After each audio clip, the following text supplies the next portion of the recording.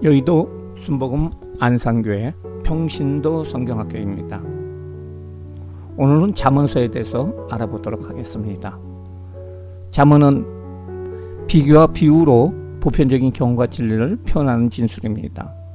목적은 젊은이를 가리키는 교훈집으로 성공적인 삶을 위한 지침서라고 할 수가 있습니다.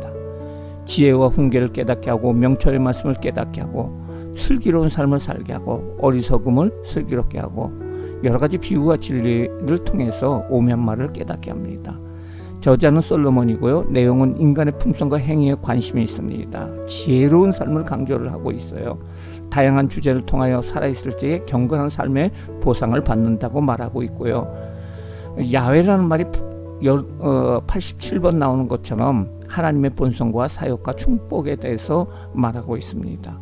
인간과 하나님의 관계를 강조하고 있습니다. 잠언서가 모두 31장으로 되어 있습니다. 그래서 1장서부터 9장까지는 지혜로운 삶, 솔로몬의 첫째 잠언이고요.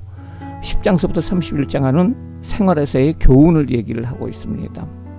그래서 솔로몬의 둘째 잠언이 10장서부터 22장, 그리고 지혜자의 교훈이 22장서부터 24장, 솔로몬의 세 번째 잠언이 25장서부터 29장, 아굴의 잠언과 루우엘의 교훈이 30장, 31장에 나와 있습니다.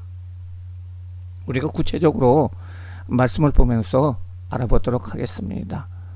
첫 번째로 지혜로운 삶에 대해서 이야기를 하고 있는데요. 그 중에 대부분이 다 솔로몬의 첫째 잠언이라고 할 수가 있습니다. 잠언서에서는 잠언의 저자와 잠언을 왜 썼느냐에 대해서 기록을 하고 있습니다. 잠언의 목적에 대해서 나오게 되는데요. 다윗의 아들 이스라엘 왕 솔로몬의 잠언이다. 잠언의 저자가 누굽니까? 솔로몬이라고 얘기를 하고 있죠. 잠언을 만든 그 목적이 무엇이냐? 이는 지혜와 훈계를 얻게 하며 명철의 말씀을 깨닫게 하며 지혜롭게, 공의롭게, 정의롭게, 정직하게 행할 일에 대하여 훈계를 받게 하고 어리석은 자를 슬기롭게 하며 젊은 자에게 지식과 근시함을 주기 위할 것이니. 그렇습니다. 지혜 그리고 훈계, 명철 지식과 근심과 학식을 깨닫게 한다는 거죠. 그래서 지혜 있는 자는 듣고 학식이 더할 것이고 명철한다는 지략을 얻을 것이요 잠언과 비유와 지혜 있는 자의 말과 그 오묘한 말을 깨달으리라. 그러면서 잠언에 대해서 가장 핵심적인 걸 얘기를 하고 있어요. 지식과 지혜의 근본에 대해서 이야기를 하고 있는데요. 오늘 7절 말씀입니다. 야훼를 경외하는 것이 지식의 근본이거늘 미련한 자는 지혜와 훈계를 멸시하느니라. 그렇습니다. 잠언의 주제는 야훼를 경외하는 거예요. 하나님을 경외하는 거예요. 하나님을 경외하는 것은 지식과 지혜의 근본이며 그것이 바로 하나님을 아는 것이다 라고 말해주고 있어요. 그래서 이 잠언에서는 맨 위에 결론을 딱 맺고 그 다음서부터 하나씩 구체적으로 설명해 가고 있습니다.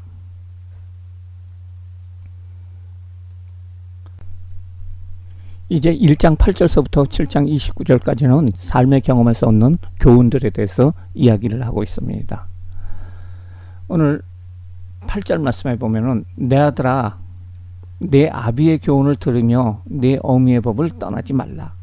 이는 내 머리에 아름다운 관이요 내 목에 금사슬이니라. 이 교훈의 말은 아버지가 아들을 부르면서 명령 지시하는 그것에 대해서 이야기를 하고 있고요. 그 결과 관과 금사슬을 얻게 된다는 것을 말해주고 있습니다. 그러면서 이야기를 합니다. 내 아들아 악한 자가 너를 깰지라도 따르지 말라. 나쁜 무리에 어울리는 것을 경고를 하고 있고요. 그 다음에 폭력의 수단으로 불을 얻는 것은 악한 행위라고 얘기를 하고 있어요. 그들이 내게 말하기를 우리가 함께 가자. 우리가 가만히 엎드렸다가 사람의 피를 흘리자. 죄 없는 자를 까닭없이 숨어 기다리다가 우리가 삼키자. 뭐 이렇게 얘기를 하고 있어요. 이것이 악한 행위라는 거죠. 그러면서 15절 말씀에 이렇게 얘기하고 있어요. 내 아들아, 그들과 함께 악한 자들과 함께 길에 다니지 말지니 내 발을 금하며 그 길을 밟지 마라. 지혜를 여성으로 인격화해서 지혜의 교훈을 무시할 때 오는 무서운 결과에 대해서 이야기를 하고 있어요. 대저 그 발은 악으로 달려가며 피를 흘리는데 빠릅니다. 그리고 지혜를 추구하는 자에 대한 그 결과에 대해서 이야기를 하고 있는데요. 지혜가 길거리에서 부르며 광장에서 소리를 높이며 시끄러운 길목에서 소리를 지르며 성문 어귀에 성중에서 그 소리를 바라며 이르되 너희 어리석은 자들은 어리석음을 좋아하고 거만한 자들은 거만함을 좋아하고 미련한 자는 지식을 미워하니 어느 때까지냐. 나의 책망을 듣고 돌이키라. 보라, 내가 나의 영을 너에게 부어주어 내 말을 너에게 보이리라.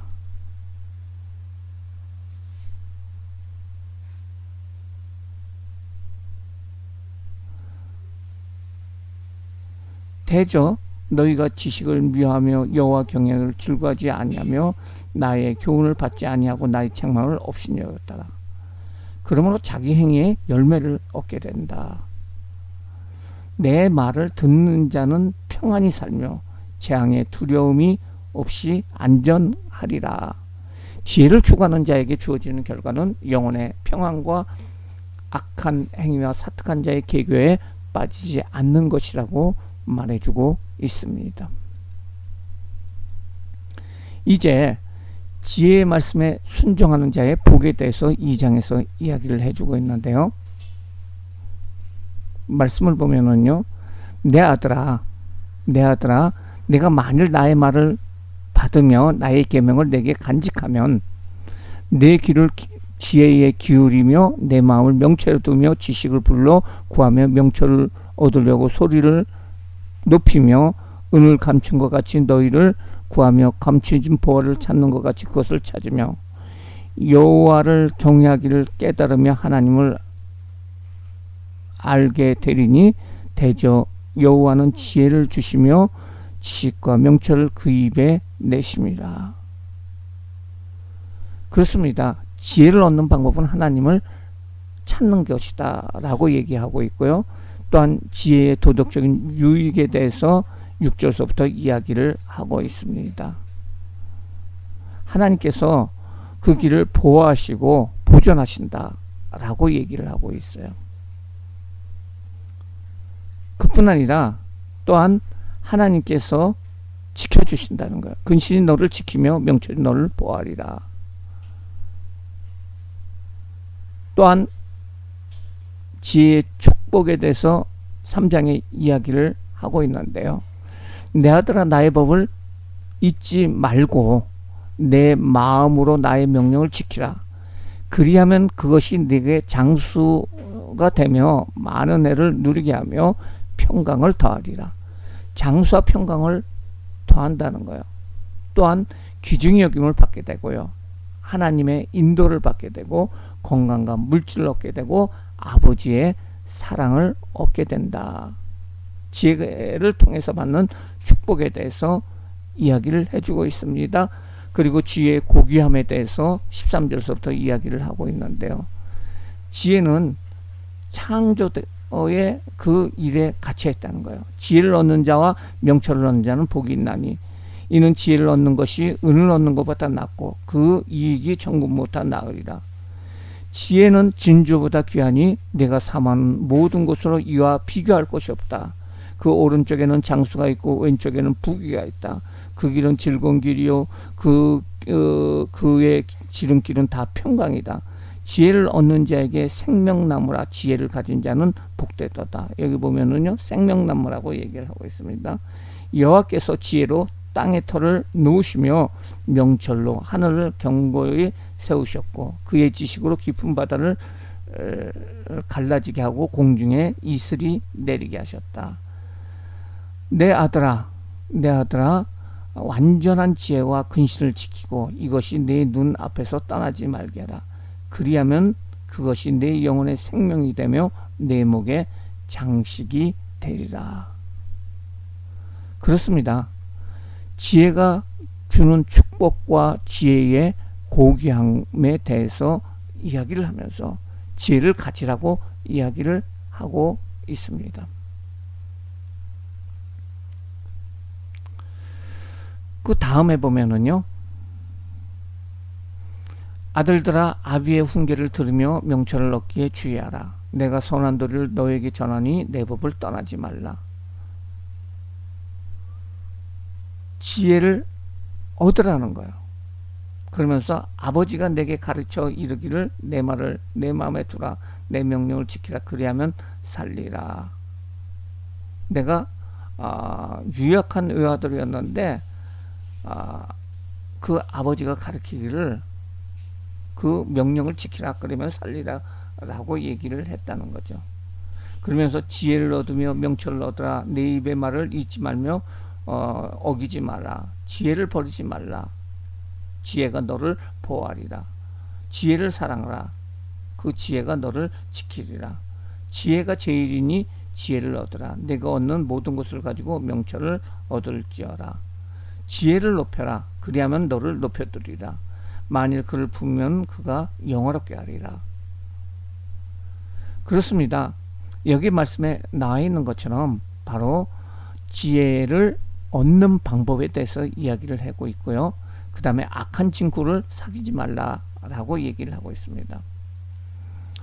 그러면서 23절 말씀에 보면 이렇게 나와요.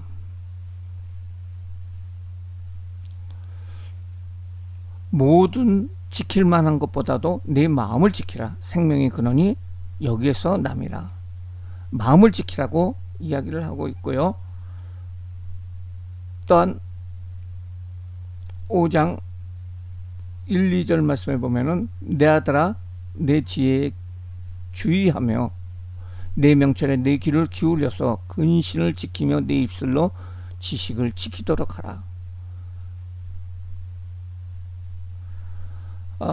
여러 가지 음료들이 너를 깨울 것이다. 하지만은 내 입술을 지키고 너는 근신하고 명철의 지혜에 귀를 기울이라. 음행에 대해서 경고를 하고 있는데요. 바로 즐거움은 잠시고 허탈과 영원한 멸망이 있다는 것을 강조해 주고 있습니다. 그리고 6장으로 가가지고선 가난에 대한 경고를 해주고 있어요. 내 아들아 내가 만일 이웃을 위하여 담보하며 타인을 위하여 보증하였으면 그것이 너에게 얽히게 되고 그것으로 말미암아 잡히게 될 것이다 라고 말해주고 있어요. 가난을 부르는 두 가지여서 첫 번째 채무 보증이고요. 그 다음에 6절에 보면은 게으른 자여 개미에게 가서 그가 하는 것을 보고 지혜를 얻더라. 게으름이 바로 가난을 부르는 요소다 라는 것을 말해주고 있습니다. 12절서부터는 피해야 할 행동에 대해서 이야기를 하고 있습니다. 그리고 더 구체적으로 그 다음 장에서 이야기를 하고 있는데요. 하나님이 미워하시는 악행에 대해서 얘기를 하고 있어요. 17절 말씀에 보면 이렇게 나와요.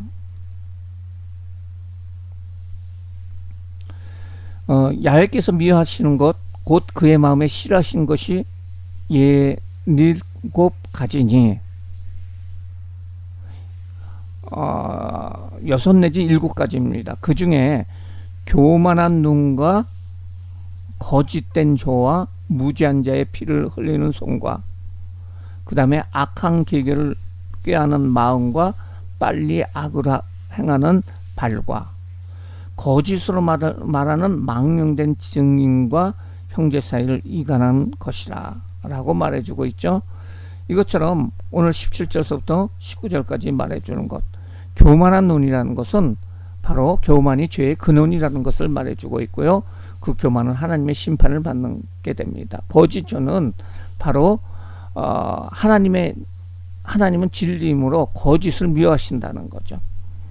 그리고 손은 손인데 무지한 자의 피를 흘리는 손이라는 거죠. 그리고 악한 계교를 꾀는 마음. 그래서 눈, 혀, 손, 마음, 발, 증인, 거짓 증인, 그 다음에 이간. 이것이 하나님이 미워하시는 악행이다 라고 말해주고 있습니다. 지혜의 우월성에 대해서 8장에서 이야기를 하고 있습니다. 지혜는 인간의 해악을 주는 음료와 대조를 하고 있는데요. 지혜가 부르고 있지 아니하느냐, 명철이 소리를 높이지 아니하느냐, 그가 길가의 높은 곳과 내거리에 서며 성문 결과 문 어귀와 여러 출입하는 문에서 불러 이르되 사람들아 내가 너희를 부르니 내가 인자에게 소리를 높이는도다 라고 얘기를 하고 있어요. 그러면서 어리석은 자들아 너희는 명철할지어다, 미련한 자들아 너희는 마음이 밝아질지어다. 그리고 너희는 들을지어다, 내가 가장 선한 것을 말하니 내 입술 열어 정직을 내리라. 내 입은 진리를 말하며 내 입술은 악을 미워하느니라. 내 입의 말은 의로운즉 그 가운데 굽은 것과 패역한 것이 없나니 이는 다 총명한 자가 밝히 아는 바요 지식을 얻는 자가 정직하게 여기는 바리라. 그러면서 정금보다 지식을 얻으라. 그리고 지혜는 진주보다 낫다. 그리고 지혜는 명철로 주소를 삼으며 그리고 지식과 근신을 찾아 얻으라. 야훼를 경외하는 것은 악을 미워하는 것이라.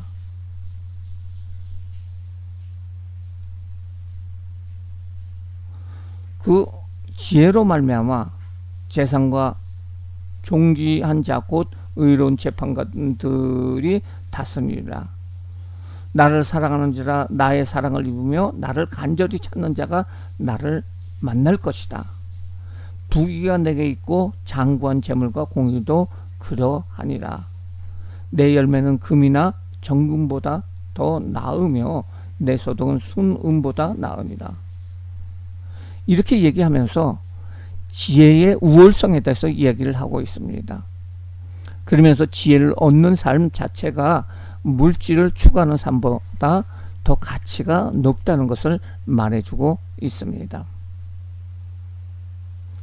지혜가 사람들을 자신의 집에 초대하는 것처럼 어리석음도 동일하게 초대하고 있다는 것이죠.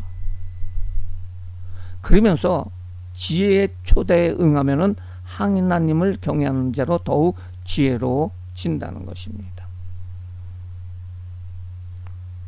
9장 말씀을 한번 보도록 하겠습니다. 지혜가 그의 집을 짓고 7 기둥을 다듬고 짐승을 잡으며 포도주를 혼합으로 상을 갖추고 자기의 여종을 보내어 성중의 높은 곳에 불러 이르기를 어리석은 자들은 이리로 돌이키라. 또 지혜 없는 자에게 이르기를 너희는 와서 내 식물을 먹으며 내 혼합한 포도주를 마시고 어리석은 버리고 생명을 얻으라. 명철의 길을 행하라 하느니라. 지혜가 초대를 합니다. 지혜는 덕 있는 주부라는 거죠. 그리고 7 기둥으로 세운 그런 집에서 짐승과 포도주로 잔치를 배설합니다. 그 초대의 대상은 어리석은 자와 지혜 없는 자이고요. 초대의 결과는 생명을 얻게 된다는 거죠. 근데 13절 말씀에 보면은요, 재미있게 이것을 비교해서 이야기를 하고 있어요. 미련한 여인이 성읍 높은 자리에서 도둑질한 물과 떡을 준비를 해가지고 어리석은 자와 지혜 없는 자를 초청을 한다는 거예요. 결과는 수월, 다시 말해서 지옥이죠. 지옥으로 가게 한다. 우리의 삶을 살다 보면은 지혜의 초대가 있고 어리석음의 초대가 있다는 거죠. 이 두 가지 중에서 너희가 결정하라 라고 오늘 성경은 말해주고 있습니다. 이제 솔로몬의 둘째 잠언에 대해서 나오고 있는데요. 생활에서의 교훈입니다. 첫 번째로 선악의 대조입니다. 10장부터 15장까지는요. 여기에서 보면은요. 야훼를 경외하며 그 계명을 지키는 자에게 결과는 장수와 부하게 됨이 있겠다는 거죠. 구제를 하는데 인색하지 않으면은 풍족함이 임하게 되고요. 부지런히 일하는 자에게 부유함과 남을 다스리는 것이 임하게 된다는 거죠. 이거와 반대로 해가지고 악인의 삶은 입술에 독을 머금고 항상 패역한 말을 할 적에 두려움이 임하고 망하게 되고요. 그리고 자기 재물을 의지하고, 구제의 반대입니다. 의지할 적에는 패망하게 됩니다. 부지런한 반대는 게으른 자는 가난해진다고 오늘 성경은 말해주고 있죠. 선악의 대조죠. 그 다음에 지혜로운 자는 부모로부터 훈계를 즐겨 듣는지만은 부모는 자식을 사랑하고 바르게 교육하기 위해서 매와 징계를 아끼지 않는다는 거죠. 지혜로운 자는 하나님을 두려워하며 악을 떠나서 스스로 상가 행동을 하고 매사에 즐거운 마음은 삶의 유익과 선을 행하게 하고요. 근심은 마음을 상하게 한다고 얘기를 하고 있어요. 그래서 가난의 원인은 게으르다는 거죠. 부의 원인은 부지런합니다. 그리고 가난의 원인은 불의를 행하는 것이고요. 부의 원인은 의를 행하는 것이다. 가난은 미련한 자이고요. 부는 지혜로운 자다. 가난의 원인은 방탕을 쫓는 거고요. 부의 원인은 야훼를 경외하는 것이다. 가난의 원인은 잠자기를 좋아하고요. 부의 원인은 구제를 힘쓴다. 가난의 원인은 교만하지만은 부의 원인은 바로 겸손이다 라고 가난과 부를 비교해서 10장서부터 13장까지 15장까지 이야기를 하고 있습니다. 생활의 교훈에 대해서 16장서부터 22장까지 이야기를 하고 있습니다. 하나님의 섭리에 대해서 16장에서 이야기를 하고 있어요. 하나님의 섭리로 우주 만물을 창조하심으로 모든 행사를 하나님께 맡길 적에 경영을 이룰 수 있다는 거죠. 화평케 하는 자는 지혜로운 자다. 하나님의 섭리를 깨닫는 자가 지혜로운 자고요. 화평케 하는 자는 지혜로운 자는 거죠. 대신에 미련한 자가 있는데요. 미련한 자는 타인의 충고를 꺼리고 자기 주장만 내세워요.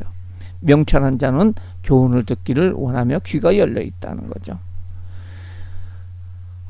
그뿐 아니라 19장에 가면은 인자한 태도에 대해서 말해주고 있어요. 화를 내는 것을 더디하라는 거죠. 자기의 분노를 제어하는 것이 지혜로운 것이다. 절제하고 다툼을 피하고 성실한 것이 바로 지혜다. 그것이 바로 경건한 삶이다. 또 지혜는 의와 공평이라는 거죠. 어떤 인간에게 어떤 중요한 정책을 결정할 적에 하나님을 의뢰하면서 공의를 지키면서 하나님께서 생각과 동기까지도 감찰하시다는 것을 알고 공평하게 행하라는 거죠. 그러면서 지혜의 요소는 겸손함과 하나님을 경외하는 삶이고 이에 따른 보상은 재물과 영광과 생명이라는 것을 오늘 생활의 교훈으로서 말해주고 있어요. 이제 구체적으로 주제별로 해서 생활과 관련된 교훈을 분리를 해보도록 하겠습니다. 첫 번째로 야훼 하나님에 대해서 말하고 있는데요. 1절 말씀에 보면은 마음의 경험은 사람에게 있어도 말의 응답은 야훼께로부터 나옵니다. 하나님의 주권과 섭리라는 거죠. 그리고 하나님의 공의에 대해서 11절에 나옵니다. 공평한 저울과 접시 저울은 야훼 것이며 주머니 속의 저울추도 다 그가 지으셨도다. 공의에 대해서 얘기를 하고 있고요. 하나님의 겸손과 은혜에 대해서 얘기를 하고 있고요. 인격 연단에 대해서 말해주고 있습니다. 도가니는 은을, 풀무는 금을 연단하거냐. 야훼는 마음을 연단하느니라.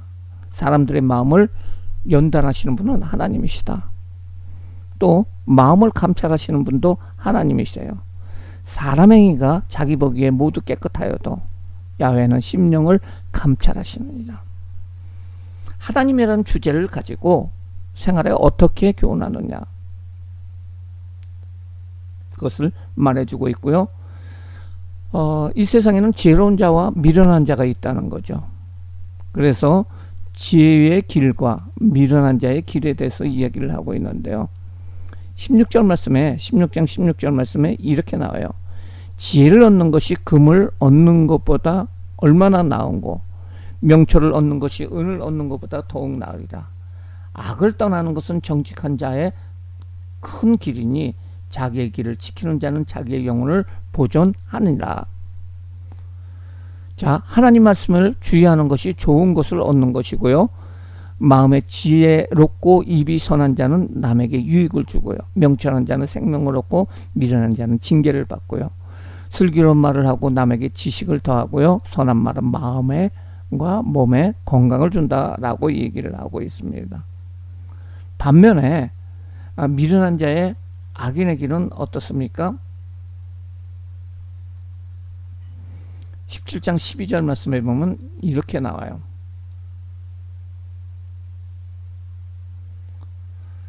차라리 새끼 빼앗긴 앙콤을 만났죠. 아주 사나운 곰이죠. 죽게 되기 일보 직전이죠. 이런 앙콤을 만나는 것보다 미련한 자를 만나지 말 것이다. 미련한 자와 악인의 삶에 대해서 이야기를 하고 있고요. 다음에 또 왕에 대해서 이야기를 하고 있습니다. 왕은 어떻게 행해야 되느냐. 16장 10절 말씀에 보면은요. 하나님의 말씀이 왕의 입술에 있은즉 재판할 때 그의 입이 그르치지 아니하리라. 하나님의 말씀을 경외할지게 하나님께서 그 지도자로서의 삶을 살아가게 만들어준다는 거죠. 절제와 관용입니다. 32절 말씀에 노하기를 더디하는 자는 용서보다 낫고 자기의 마음을 다스리는 자는 성을 빼앗는 자보다 나으니라. 절제하라는 거죠. 또 가정에 대해서 얘기를 하고 있어요. 가정의 노인을 공경하라는 거죠. 31절에 보면은 백발은 영광의 면류관이라 공의로운 길에서 얻으리라. 우정과 형제에 대해서 17장 17절에 이야기를 하고 있습니다. 친구는 사랑이 끊어지지 아니하고 형제는 위급할 때를 위하여 낳느니라. 우정과 형제, 그리고 아내에 대해서 말해주고 있습니다. 지혜로운 아내. 아내를 얻는 자는 복을 얻고 야훼께서 은총을 받은 자니라. 자녀 교육에 대해서 19장에 나와 있는데요.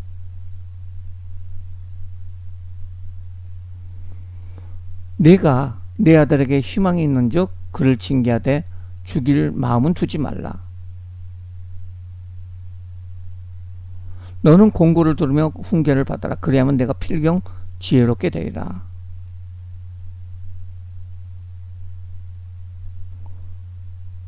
(26절) 아비를 구박하고 어미를 쫓는 자는 부끄러움을 끼치며 능력을 받는 자식이라. 20장 20절 자기의 아비나 어미를 저주하는 자는 그의 등불이 흑암 중에 꺼짐을 당하리라. 가정에서의 생활에서의 교훈을 말해주고 있어요.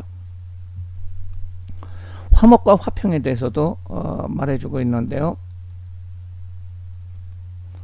마른 떡 한 조각만 있고도 화목하는 것이 제육 고기가 집에 가득하고도 다투는 것보다 낫다.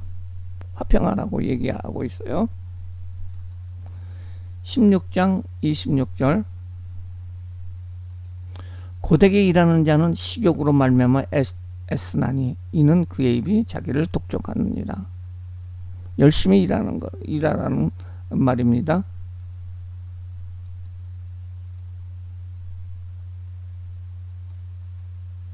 18장 11절 부자의 재물은 그의 경관성이라 그가 높은 성벽같이 여기니라.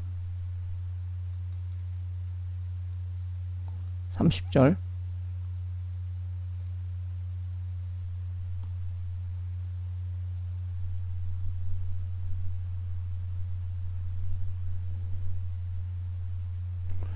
어, 17장에 보면은 이런 말이 나옵니다. 17장 8절 뇌물은 그 임자가 보기에 보석 같은즉 그가 어디를 향하든지 형통하게 하느니라. 18장 16절 사람의 선물은 그의 길을 넓게 하고 그 종지한 자 앞으로 인도하니라. 하지만은 뇌물은 어떻게 된다? 사람을 망하게 한다라고 말해주고 있죠.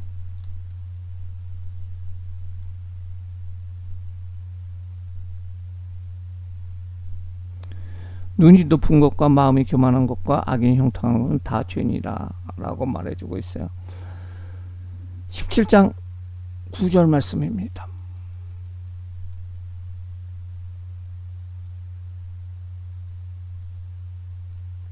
허물을 덮어주는 자는 사랑을 구하는 자요 그것을 거듭 말하는 자는 친한 벗을 이간하는 것이다 하면서 여러가지 사랑과 징계, 언어생활, 교만과 겸손, 우정, 재판, 하극상, 게으름, 모든 것은 죄인, 음주, 유혹 여러가지를 오늘 생활에서의 여러가지를 오늘 교훈을 해주고 있습니다.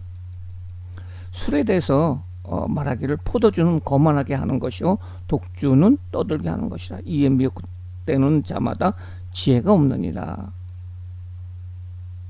이렇게 말해주고 있습니다.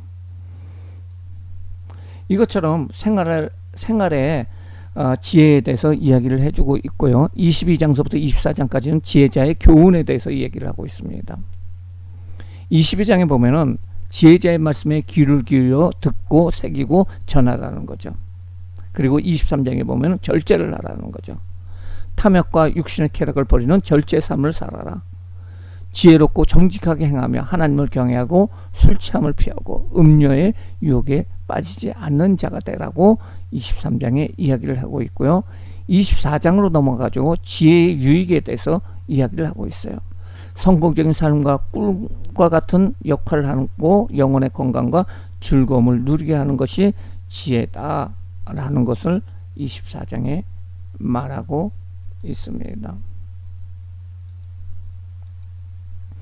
너는 악인의 형통을 부러워하지 말며 그와 함께 있으려고 하지 말라. 그들의 마음은 강포를 품고 그들의 입술은 재앙을 말하느니라. 집은 지혜로 말미암아 건축되고 명철로 말미암아 견고하게 되며 또 방들은 지식으로 말미암아 각종 귀하고 아름다운 보배를 채우니라. 지혜 있는 자는 강하고 지식 있는 자는 힘을 더하나니 너는 전략으로 싸워라. 승리는 지략이 많음이라. 지혜는 너무 높아서 미련한 자가 미치지 못할 것이며 그는 성문에서 입을 열지 못하니라. 그래서 지혜의 유익에 대해서 말해주고 있고요. 그 다음에 15절 말씀서부터 보면은 악인의 멸망과 의인의 형통에 대해서 말해주고 있어요. 악한 자여 의인의 집을 엿보지 말며 그가 쉬는 처소를 헐지 말지어다. 대저 의인은 7번 넘어질지라도 다시 일어나거니와 악인은 재앙으로 말미암아 엎드러지느니라. 악한 자는 남의 것을 탐하고 악한 방법으로 차지하고자 합니다. 악인의 형통은 장래가 없고 결국 심판을 받아 멸망하게 된다는 것을 말해주고 있습니다. 그러면서 23절서부터 24절까지 보면은 부록으로 재판장에 대해서 나오고 있는데요.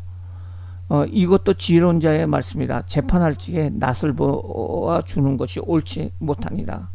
악인에게 내가 옳다고 하는 자는 백성에게 저주를 받을 것이요 국민에게 미움을 받을 것이다. 그러면서 공의를 행하라 라는 것을 말해주고 있습니다. 솔로몬의 세 번째 잠언은 25장서부터 29장까지인데요. 대인관계 잠언에 대해서 왕, 이웃, 미련한 자, 게으른 자, 다투는 자들에 관한 것이 25장, 26장에 말해주고 있어요. 앞부분에 나와 있는 솔로몬의 두 번째 잠언하고 또 유사한 점도 많고 다른 점도 많이 있어요. 그 다음에 생활의 처신에 대한 잠언이 27장서부터 29장까지 나와 있는데요. 책망의 유익에 대해서 27장에 말해주고 있어요. 누가 조언을 해주거나 책망할 때 귀 기울이는 것은 궁극적으로 유익이다 라고 말해주고 있고요. 의인과 악인을 대조를 하고 있어요. 의인은 바로 하나님을 의지하고 경외하고 율법을 준수하고 성실하고 정직한 자로서 하나님의 은총을 입는다. 반면에 악인은 율법을 버리고 의선된 기도와 탐욕과 가난한 자를 무시하는 자인데 자기 스스로 멸망으로 이끄는 지름길로 가고 있다라고 얘기를 하고 있어요. 그러면서 29장에는 통치자는 어떻게 통치를 할 것인가, 이것에 대해서 말해주고 있습니다. 이제 30장 31장이 나오는데요. 아굴의 그 잠언에 대해서 30장에 나오고 있습니다. 하나님을 의지할 것과 가난과 부유의 양쪽의 유혹에 빠지지 않도록 기도하라는 거죠. 그러면서 악을 행하는 자의 네 종류의 사람에 대해서 나오고 있어요. 그리고 만족 못하는 사람들의 네 종류, 그 다음에 부모를 불순종한 자를 경고를 하면서 네 가지 기이한 일, 참기 어려운 네 가지, 또 약하지만은 지혜로운 네 가지 동물, 당당한 네 가지 피조물 하면서 네 가지 분류로 이렇게 분류를 하는 것을 볼 수가 있는데, 한번 30장 말씀을 한번 보도록 할게요. 어떤 형식으로 되어 있는지. 이 말씀은 야게 아들 아굴의 잠언이라. 이렇게 말하면서부터요. 11절 말씀은 아비를 저주하며 어미를 축복하지 않은 무리가 있느니라. 이렇게 얘기하고요. 그리고 스스로 깨끗한 자로 여기면서도 더러운 것을 씻지 않는 무리가 있느니라. 눈이 심히 높으며 눈꺼풀이 교만하다는 거죠. 또 앞니는 장건 같고 어금니는 군도 같아서 가난한 자를 땅에 삼키며 궁핍한 자를 삼키는 무리가 있느니라. 네 가지 무리에 대해서 얘기를 하고 있습니다. 또 15절부터 16절까지는 네 종류의 만족하지 못하는 사람에 대해서 얘기하고 있어요. 거머리에게는 두 딸이 있어 다호와 다호하느니라. 족한 줄 알지 못하며 족하다 하지 아니하는 것 서너 가지가 있나니, 또 첫 번째로 수월과 악이 배지 못한 태와 물로 채운 땅과 족하지 아니하는 불이다 라고 말해주고 있어요. 음부와 악이 배지 못한 태와 땅인데 물로 채울 수 없는 땅, 만족 못하는 불이라는 거죠. 18절 말씀에 보면 내가 심히 기이 여기고 깨닫지 못하는 것 서너 가지가 있다. 공중에 날아다니는 독수리의 자취, 반석 위로 기어가는 뱀의 자취, 바다로 지나가는 배의 자취, 남자가 여대와 함께한 그 자취, 이런 것들을 깨닫지 못하는 것이다 라고 얘기를 하고 있어요. 또 24절서부터 말씀해 보면은 땅에서 작고도 가장 지혜로운 곳이 넷이 있다는 거죠. 힘이 오는 종로되 먹을 것을 여름에 준비하는 개미, 또 약한 종류로 돼 집을 반석 사이에 짓는 사반, 임금이 없대 다 떼를 지어서 다니는 메뚜기, 손에 잡힐만 하여도 왕궁에 있는 도마뱀. 이렇게 얘기를 하면서 여러 가지로 좀 형식이 틀린데요. 아굴의 잠언이 나오고 있고요. 그 다음에 31장은 루우엘 왕의 어머니가 루우엘에게 교훈하는 거예요. 루엘 왕이 말씀하신 바 곧 그의 어머니가 훈계한 잠언이다 라고 얘기를 하고 있어요. 그러면서 좋은 왕의 자질에 대해서 이야기하고 있습니다. 내 아들아, 내가 무엇을 말하랴 하면서 좋은 왕은 포도주를 마시지 말라는 거죠. 독주를 마시다가는 죽게 된다 라고 말하고 있어요. 그리고 공의로 심판을 하라. 또 현숙한 아내에 대해서 또 이야기를 설명을 해주고 있고요. 여러 가지로 왕에 대한 교훈에 대해서 31장에 나와 있습니다.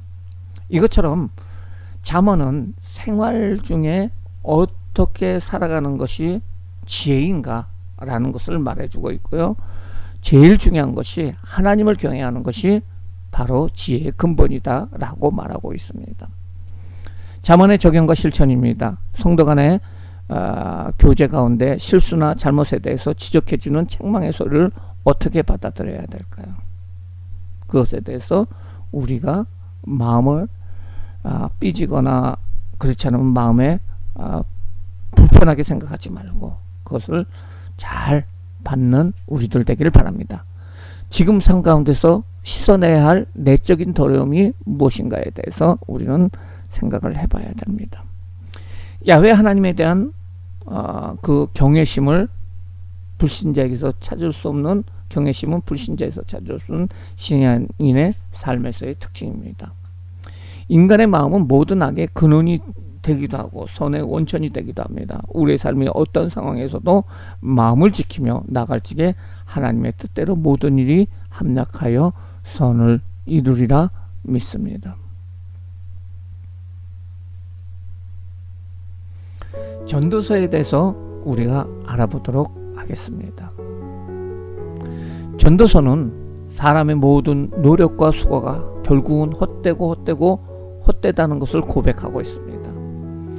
우리 인생의 주관자인 하나님을 경외하고 그의 명령을 지키는 것이 바로 우리 사람이 진정한 인생의 목적이라는 것을 가르쳐주고 있습니다. 저자는 솔로몬입니다. 사실 솔로몬이 아가서, 전도서, 잠언을 썼어요. 그가 젊었을 적에는 송앤송, 노래 중에 노래인 아가서를 썼어요. 그리고 그가 장년 시절 때 그가 지혜에 대해서 이야기를 하면서 잠언을 썼어요. 그리고 노년의 인생의 마지막 단계에서 그가 전도서를 쓰면서 인생이 어떤 것인가 라는 것에 대해서 말하고 있는 것이 바로 잠언이라고 할 수가 있습니다. 특징은 1인칭으로 내가 어떻게 한다 라고 하면서 독백 형식이고요. 그리고 하나님 없이 사는 삶은 수고와 절망뿐이라는 것을 말해주고 있고요. 오직 하나님만이 삶의 궁극적인 목적이라는 것을 말해주고 있습니다. 그리고 미래적인 시각, 하나님의 최종 심판을 바라보면서 현재를 살아가라. 1장서부터 12장까지는 인생의 허무와 하나님 경외에 대해서 이야기를 하고 있습니다. 1장서부터 6장까지는 모든 만사가 헛되다고 고백을 하고 있어요. 내가 부귀와 영화를 누려봤지만 결론은 헛되다라고 말해주고 있어요. 7장서부터 12장까지는 참된 지혜의 말씀에 대해서 말하고 있어요. 그리고 하나님의 경외를 하라. 하나님을 경외하라. 인간 만세의 헛됨을 고백을 하고 있는데요. 1장서부터 6장까지요. 지혜의 참음의 헛됨에 대해서 말해주고 있습니다. 한번 우리가 전도서를 보도록 하겠습니다. 다윗의 아들 예루살렘의 왕 전도자의 말이라. 전도자가 이르되 헛되고 헛되고 헛되니 모든 것이 헛되도다. 해 아래서 수고하는 모든 수고가 사람에게 무엇이 유익하리요? 한 세대는 가고 한 세대는 오되 땅은 영원히 있도다.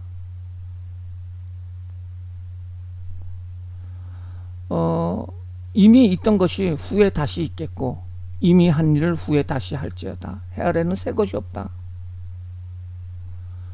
무엇이 이르되 무엇을 가르쳐 이르기를 보라 이것이 새 것이다 하지만은 이미 오래전서부터 있었던 것이다. 나 전도자는 예루살렘에서 이스라엘 왕이 되어 마음을 다하여 지혜를 써서 연구하고 살폈는데 살펴본 즉 그 결과가 괴로운 것이다. 하나님이 인생들에게 수고하게 하셨다. 따라서 해 아래 행하는 모든 일을 다 봤는데 보라 모든 것이 다 헛되고 바람을 잡는 것이다. 지혜 자체도 헛되다는 거죠. 지혜가 많으면 번뇌도 많다. 지식을 더하는 것은 근심을 더하는 것이다. 이렇게 말을 하면서 솔로몬은 제한적인 인간의 지혜와 지식의 한계로 해 아래에서 있는 것이 수고고 모두 헛된 것이다 라고 얘기를 하고 있어요. 그러면 의문을 가져올 수가 있어요. 잠언에서는 지혜를 얻으라고 그랬는데 아니 전도서에서는 지혜도 헛된 것이다 라고 말해주고 있는데요. 여기에서의 잠언에서의 지혜는 하나님을 경외하는 것이에요. 하나님 중심의 지혜를 얘기를 하고 있고요. 전도서의 지혜는 인간의 지혜를 얘기를 하고 있어요. 사람이 가지는 지혜를 말해주고 있습니다. 하나님께서는 모든 때가 있다는 거죠.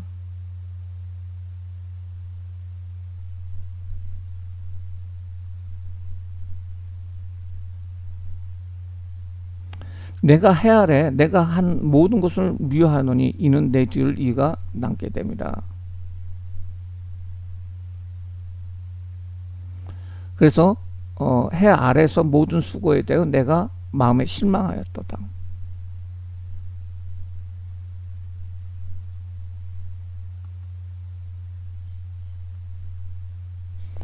범사에 기한이 있고 천하에 다 때가 있다. 날 때가 있고 죽을 때가 있고 심을 때가 있고 심을 것을 뽑을 때가 있고 죽일 때가 있고 치료할 때가 있고 헐 때가 있고 세울 때가 있고 울 때가 있고 웃을 때가 있고 슬퍼할 때가 있고 춤출 때가 있다. 하나님이 인생에게 노고를 주사 애쓰게 하신 것을 내가 보았다.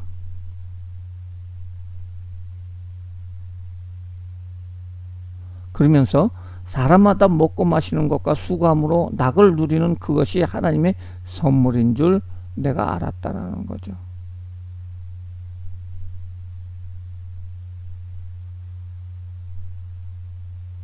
인생이 당하는 일을 짐승도 당하나니 그들이 당하는 일이 다 일반이다. 다 동일한 호흡이 있었으니 짐승이 죽음같이 사람도 죽으니 사람이 짐승보다 뛰어남이 없으면 모든 것이 다 헛됩니다.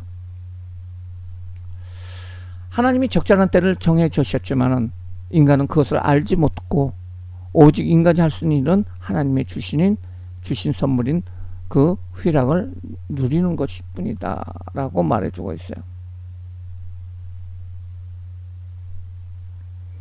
생명의 헛됨에 대해서 이 얘기를 하고 있는데요. 죽음이라는 공통된 운명을 맞이하고 있다.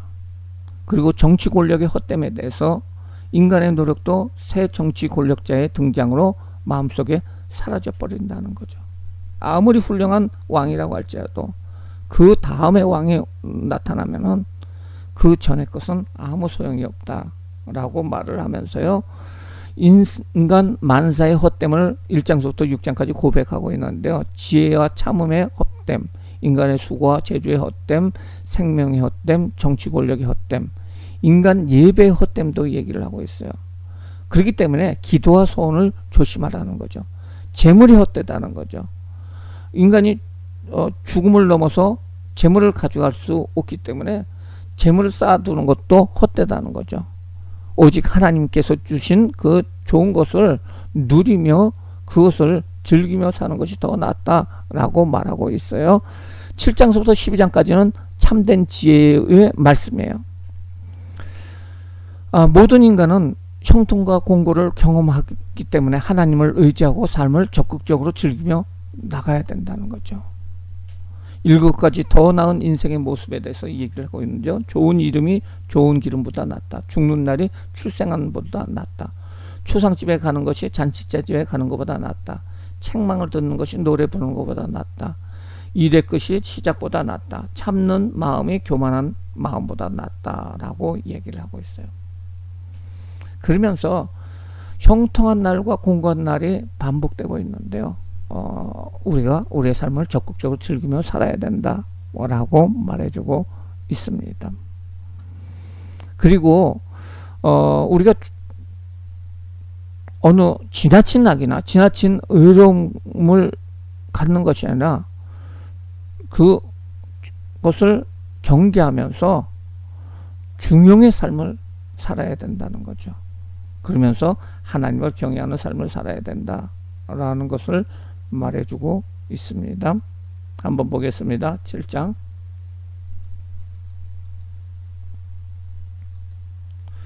좋은 이름이 좋은 기름보다 낫고 죽는 날이 출생함보다 나으며 초상집에 가는 것이 잔치집에 가는 것보다 나으니 모든 사람의 끝이 이같이 됨이라. 산자는 이것을 그의 마음에 둘지어다. 슬픔이 웃음보다 나음은 얼굴이 근심하는 것이 마음에 유익하기 때문이다. 지혜로운 자의 마음은 초상집에 있되 우매한 자의 마음은 혼인집에 있느니라. 지혜로운 자의 책망을 듣는 것이 우매한 자의 노래를 듣는 것보다 낫다. 우매한 자의 웃음소리는 솔 밑에서 가시나무가 타는 소리와 같으니 그것도 헛되다. 탐욕이 지혜자를 우매하게 하고 뇌물이 사람의 명철을 망하게 한다. 일의 끝이 시작보다 낫고 참는 마음이 교만한 마음보다 낫다.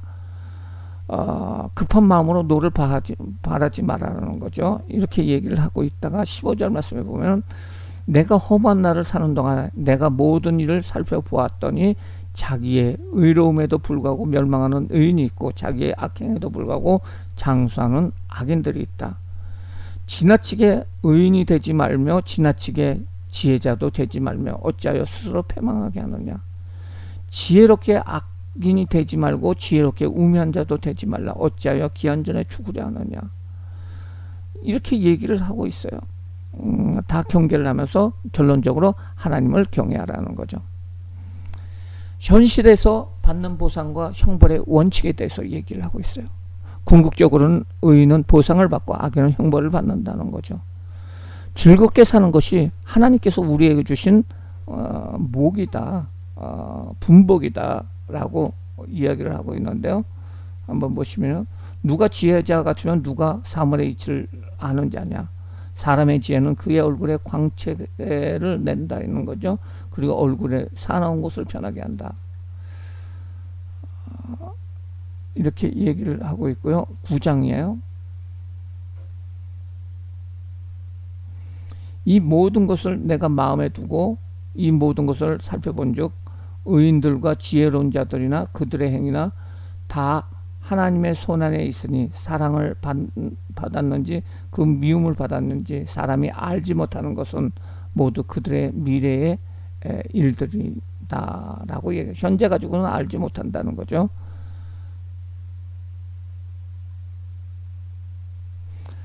어, 9장 9절에 중요한 말이 나옵니다. 내 헛된 평생의 모든 날, 곧 하나님이 해 아래 내게 주신 모든 헛된 날에 이 세상 살아갈 동안에 내가 사랑하는 아내와 함께 즐겁게 살지니 이것이 내가 평생에 해 아래서 수고하고 얻는 내 목이라라고 얘기하고 있어요.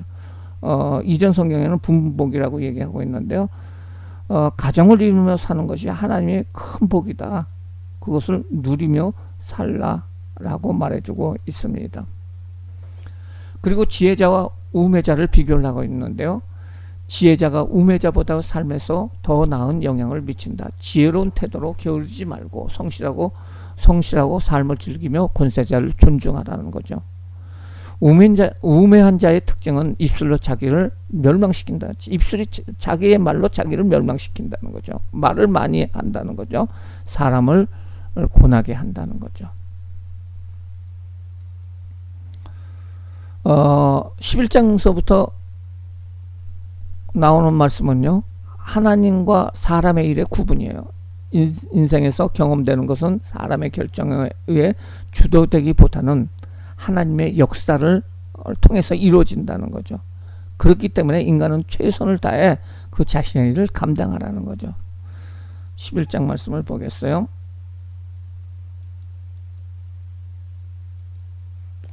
너는 내 떡을 물 위에 던지라. 여러 날 후에 도로 찾으리라. 7에게나 8에게 나눠 줄지어다. 무슨 재앙이 땅에 임할 때는지 내가 알지 못하느니라. 구름에 비가 가득하면 땅에 쏟아지며 나무가 남북으로 쓰러지면 그 쓰러진 곳에 그냥 있느니라. 풍세를 살펴보는 자는 파종하지 못할 것이요 구름만 바라보는 자는 거두지 못할 것이다. 바람의 길이 어떠한가 아이 벤 자의 태의 뼈가 어떠한지 잘 아는지를 내가 알지 못한 것 같이 만사를 성취하신 하나님의 일을 내가 알지 못하느니라. 너는 아침에 씨를 뿌리고 저녁에는 손을 놓지 말라. 이것이 잘 될지라 저것이 잘못될지라 혹 둘 다 잘못될지 알지 못함이라. 그리고 7절서부터는 청년이 기억해야 될 것을 얘기를 하고 있어요. 청년이여, 내 어린 때를 즐거워하며 내 청년의 날을 마음에 기뻐하며 마음에 원하는 길과 내 눈에 보이는 대로 행하라. 그러나 하나님이 이 모든 것으로 말미암아 너를 심판할 줄 알라. 그런즉 근심이 내 마음에 떠나게 하며 악이 내 몸에서 물러가게 하라. 어릴 때와 검은 머리 시절에 이제 다 헛되니라.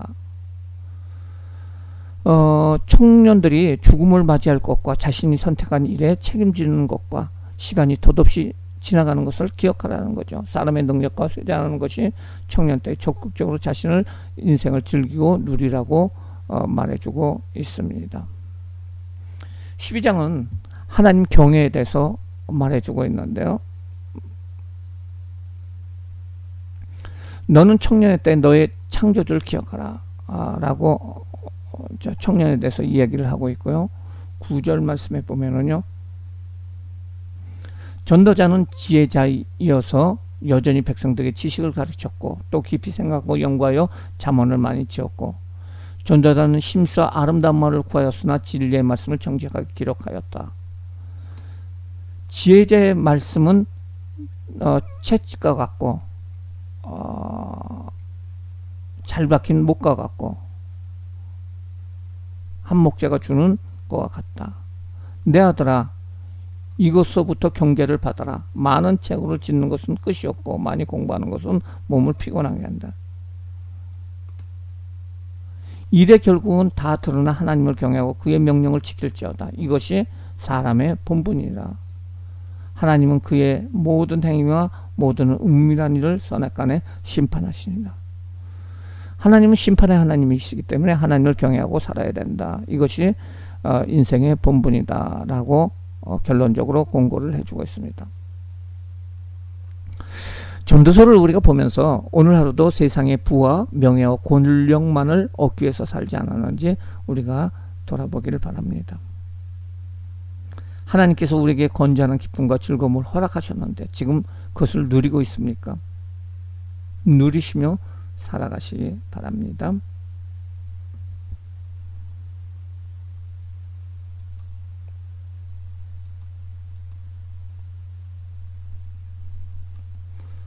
청년이여, 내 어린 때를 즐거워하며 내 청년의 날을 마음에 기뻐하며 마음에 원하는 길과 내 눈에 보이는 대로 행하라. 그 즐거움을 허락해 주셨으니까 그것에 합당하게 살아라. 우리는 어느 때 있든지 창조주 하나님을 기억해야 합니다. 더불어서 젊을 때 바른 신앙의 생활을 하고 인생 최고의 가장 황금길을 하나님 앞에 드리며 사는 복된 삶을 사시기 바랍니다.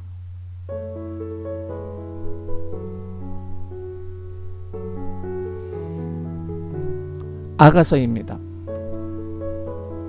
아가서는 송앤송이라고 불리며 아가서는 솔몬 왕과 훌람미 여인이라는 남녀간의 사랑을 통해서 신랑이신 예수 그리스도와 신부인 교회와의 관계를 상징적으로 보여주는 것이 바로 아가서라고 할 수가 있습니다.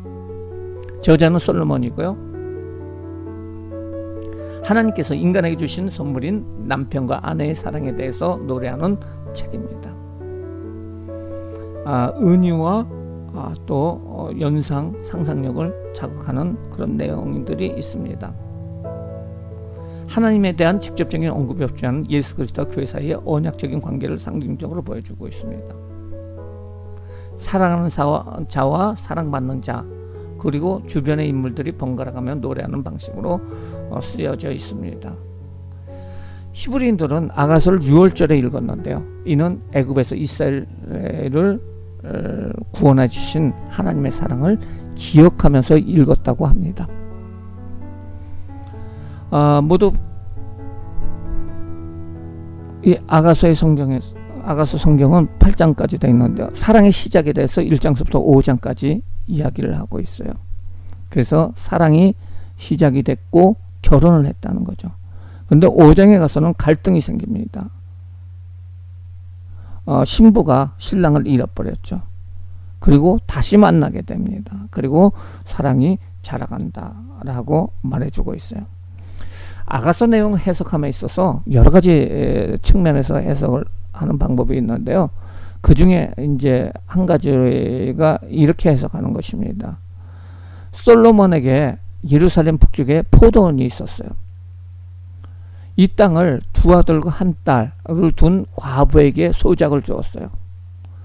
근데 이 딸의 이름이 술람미 여인이었는데요. 아름다운 시골 여인이었어요. 이 여인은 오빠들의 학대를 받아 하루 종일 포도원에서 힘든 일을 하였고 때로는 양떼를 치기도 했습니다. 그녀는 거친 일로 얼굴이 콩깨되었어요. 그런데 어느 날 잘생긴 남자가 방문해서 이 술람미 여인에게 반하여 관심을 표명을 합니다. 그녀는 자신의 초라한 모습에 당황하였으나 남자는 사랑을 고백하고 좋은 선물을 줄 것을 약속하였고 마침내 두 사람은 사랑에 빠졌고 그 사랑은 깊어가게 됩니다. 어느 날 그 남자는 그녀의 곁을 떠나게 되고 돌아와 반드시 그녀를 신부로 맞이할 것을 약속을 합니다. 남자들이 그녀를 유혹하지만 오직 그 남자만 생각하고 꿈에서도 바라보게 됩니다. 어느 날 거대한 행렬과 가마가 도착했는데 솔로몬이 신부를 맞이하러 보낸 것이고 남자가 바로 솔로몬임을 알게 된 여자는 심히 기뻐합니다. 솔로몬은 술람미 여인과 결혼을 하고 서로의 아름다움을 노래하며 첫날밤을 지냈고 마음껏 사랑을 하게 됩니다. 그런데 위기가 찾아오게 됩니다. 솔로몬이 밤에 그녀를 찾았으나 그녀는 옷을 벗었으므로 입기가 귀찮아서 문을 여는 것을 지체하였고 솔로몬은 밤새 이슬을 맞으며 기다리다가 그녀를 떠나게 됩니다. 그녀는 뒤늦게 후회하며 문을 열었으나 떠났고 미친 듯이 찾아다닙니다. 마침내 신랑 신부는 만나게 되고 그 신랑은 그녀를 받아들이고 더 깊은 사랑을 나눕니다.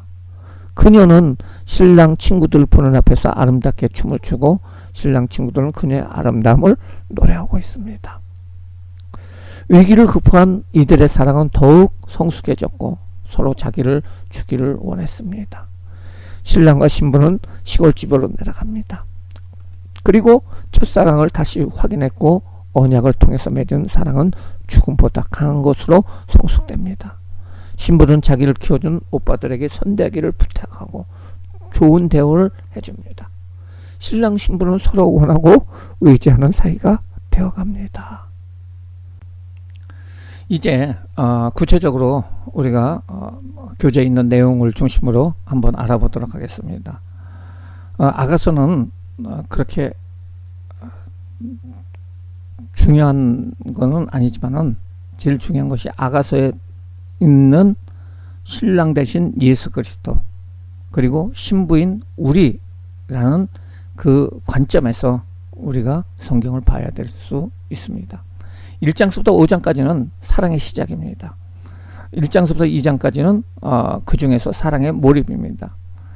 사랑을 갈망하는 신부의 모습에 대해서 이야기를 하고 있어요. 술라미 여인은 솔로몬 왕의 사랑을 받아들이지만은 이 여인은 자신의 얼굴이 거품을 통해서 결혼 상대자가 아님을 이야기를 하고 있는데요. 한번 보겠어요. 예루살렘 딸들아, 내가 비록 거무나 아름다우니 게달의 장막 같을지라도 솔로몬의 회장과 같구나. 내가 햇빛에 쬐어서 거무스름 할지라도 흘겨보지 말 것은 내 어머니의 아들들이 나에게 노하여 포도원지기로 삼았습니다. 나의 포도원을 내가 지키지 못하였구나. 얼굴이 검해요. 그리고 그렇기 때문에 내가 신부의 신랑의 결혼 상대자가 아니구나 라고 얘기를 합니다. 그런데 솔로몬 왕은 그 술라미 여인의 아름다움에 탐복하며 최고의 찬사를 이야기를 하고 있어요. 그랬더니 술라미 여인은 4절부터 7절까지 이 솔로몬의 그 따뜻한 사랑을 다시 상호적으로 찬미를 하고 있습니다. 그래서 2장 8절부터 17절까지 왕과 그 여인이 만나게 돼요. 술라미 여인은 솔로몬이 자신을 사랑한 것에 대해서 회화적으로 섬세히 묘사를 하고 있고요. 2장 15절에 보면은 이런 얘기가 나와요. 우리를 위하여 여우 곧 포도원을 허는 작은 여우를 잡으라. 우리의 포도원이 꽃이 피었습니다.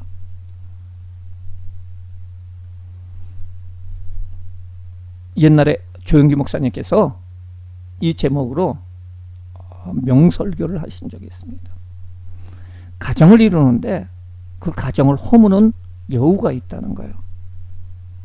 가정이라는 포도원을 허는 여우가 있는데 이 여우를 잡아야 된다라는 것을 말해 주신 적이 있어요. 사랑이 터지는 포도원을 허는 여우를 잡으라. 사랑의 장애물을 극복하라고 이야기를 하고 있고요. 이제 3장서부터 5장까지는 3장서부터 4장까지는 사랑으로 하나가 되는 거예요. 결혼 승낙이 이루어집니다. 솔로몬을 자신의 어머니 집으로 인도하게 되고요. 결혼 승낙을 받게 돼요. 그리고 6절서부터 11절까지는 결혼 행진의 모습이에요. 4장에 가면은 신부의 아름다움을 신랑이 칭송을 합니다. 신방에서 그 신부의 아름다움을 얘기를 하는데요.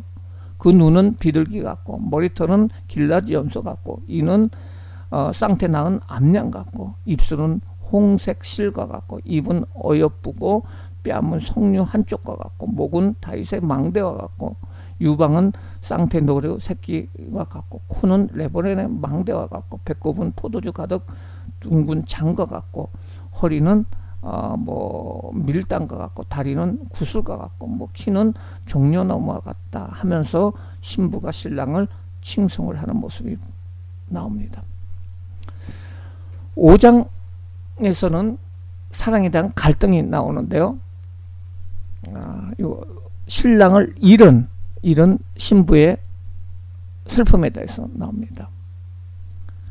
밤중에 사랑하는 자가 긴 여행을 마치고 돌아왔는데 잠들어 있던 이 신부는 신랑의 소리를 듣고 문을 열었으나 이미 신랑은 떠납니다. 그리고 그녀는 신랑을 찾아 나서지만 찾지 못하고 슬픔으로 병이 들었다라고 나오죠. 5장 말씀입니다.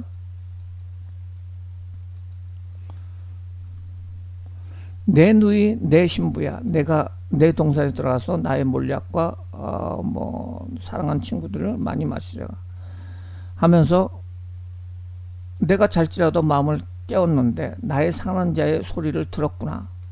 문을 두드려 이르기를 나의 누이 나의 사랑하는 나의 비둘기 나의 완전한 자여 문을 열어다오. 이렇게 얘기를 하는 거예요. 이게 이제 솔로몬 이제 신랑의 이야기고요. 이제 신부의 이야기입니다. 그러면서 내 머리에는 이슬이요 내 머리태는 밤 이슬이 가득하는구나. 밖에서 기다리는 거예요. 그랬더니 신부가 내가 옷을 벗었으니 어찌 다 입겠으며 내가 발을 씻었으니 어찌 다 더럽히리라마는 내 사랑하는 자여 문틈으로 손을 내밀어 내 마음에 움직여서 일어나 사랑하는 자여 하면서 문을 열지게 문을 열었으나 그는 벌써 물러갔네. 그가 말할 때 내 혼이 나갔구나. 내가 그를 찾아도 못 만나고 불러도 응답이 없었구나. 그러면서 성 안에 가가지고 사람들한테 찾습니다. 그렇지만 찾지를 못하게 되죠. 이제 신랑의 특별한 모습입니다. 신랑의 고매한 인격을 깨달은 신부는 신랑의 모든 것이 사랑스럽다고 고백을 합니다. 신부가 표현한 사랑의 신랑의 모습은 영광을 받으시기에 합당한 예수 그리스도를 표현하고 있어요. 그리고 신랑을 재발견을 하게 되는데 다시 발견하는데 양떼를 먹이고 있는 신랑을 발견하게 돼요. 내 사랑하는 자가 자기 동산으로 내려가 아름다운 꽃밭에 이르러 백합화를 꺾는구나. 내 사랑하는 자에게 속하였고 그 백합화 가운데서 그 양떼를 먹이는 도다. 양떼를 먹이는 그 동산에서 양떼를 먹이는 신랑을 발견하게 돼요. 근데 신랑이 변함없는 사랑으로 맞이합니다. 신랑은 첫사랑의 열정을 회복한 신부를 궁전의 여인보다 더욱 사랑하게 됩니다. 그리고 신부의 모습에 대해서 노래를 하게 됐는데요. 그리고 신부의 사랑 고백이 있어요. 이거는 그리스도를 향한 우리 성도들의 사랑 고백이 어떤 모습으로 변화되느냐라는 것을 보여주는 측면이 있는데요. 첫 번째로 2장 16절 말씀에 보면은 이기적인 모습이에요. 신랑을 바라보면 신부의 이기적인 모습이에요. 내 사랑하는 자는 내게 속하였고 나한테 속하였다는 거예요. 나는 그에게 속하였다. 그 백합화 가운데서 양떼를 먹이는구나. 자기중심적으로 예수를 믿는 신앙의 모습이에요. 6장 3절 말씀에 보면은 다시 만날지게 나는 내 사랑하는 자에게 속하였고 내 사랑하는 자는 내게 속하였고 그가 백합화 가운데서 양떼를 먹이는구나. 신앙의 중심이 자기 중심에서 그리스도를 바뀌어가는 과정을 말해주고 있고요. 7장 10절 말씀에 보면은 나는 내 사랑하는 자에게 속하였도다. 그가 나를 사모하는구나. 온전한 그리스도 중심적인 신앙을 말해주고 있어요. 예루살렘 여자들아 내가 너에게 부탁한다. 나의 사랑하는 자가 원하기 전에는 흔들지 말고 깨우지 말지어라 라고 보는 것처럼 애틋한 사랑을 표현을 하고 있어요. 그리고 사랑의 생명력에 대해서 말해주고 있고요. 드디어 8장 13절에 14절에 보면 이제 사랑의 완성입니다. 신부의 소리에 대한 신랑의 갈망에 대해서 신부는 영가를 부름으로 말미암아 사랑의 완성을 향해 달려가고 있는 모습을 볼 수가 있습니다. 오늘 아가서의 내용을 통해서 우리의 신랑 되신 예수 그리스도를 우리가 가까이 하기를 갈망해야 됩니다. 주님이 찾아오셨을 적에 우리가 맞이하는 삶을 살아야 됩니다. 주님과 맺은 첫사랑을 잊지 말고 재림의 소망을 두고 정결하고 정숙한 신부의 삶을 살아야 된다는 것을 오늘 성경은 말해주고 있어요. 우리가 기도로, 말씀으로, 우리가 묵상으로 하나님을 늘 찾으시기 바랍니다. 결론적으로 사람의 힘보다 더 크고 위대한 창조적 능력을 가진 것은 없습니다. 주님을 향해서 처음으로 품었던 그 사랑, 첫사랑을 가지고 그 믿음, 그 열정을 잊지 말아야 될 줄 믿습니다. 감사합니다.